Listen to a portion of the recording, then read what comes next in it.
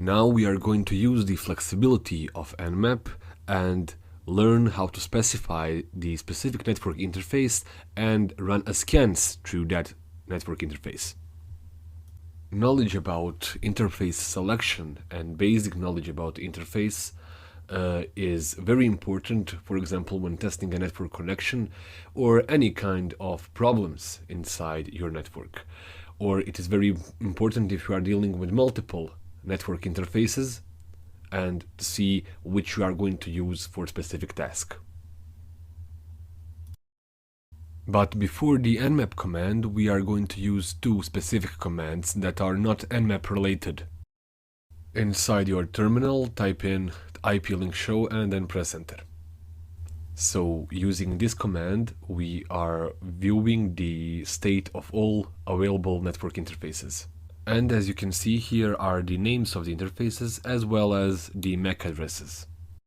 ETH0 is the name of the network interface that we are using, and under link ether there is a MAC address.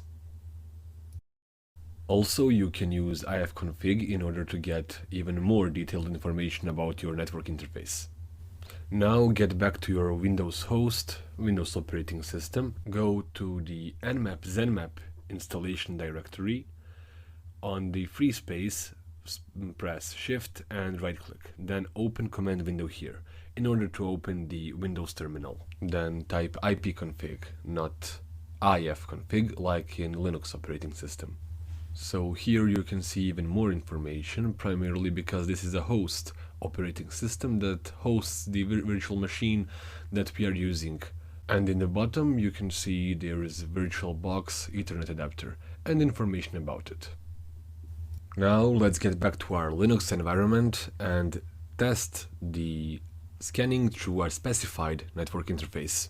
So go ahead and type nmap-e eth0 and we are scanning scanme.nmap.org.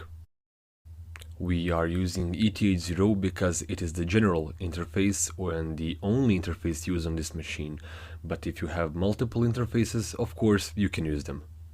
So press enter and wait for result. In the end, this does not grant us or gives us any different results without specifying the specific interface, but this can be very useful in the case when nmap cannot select the interface automatically, which can happen from time to time. Rarely, but it can happen.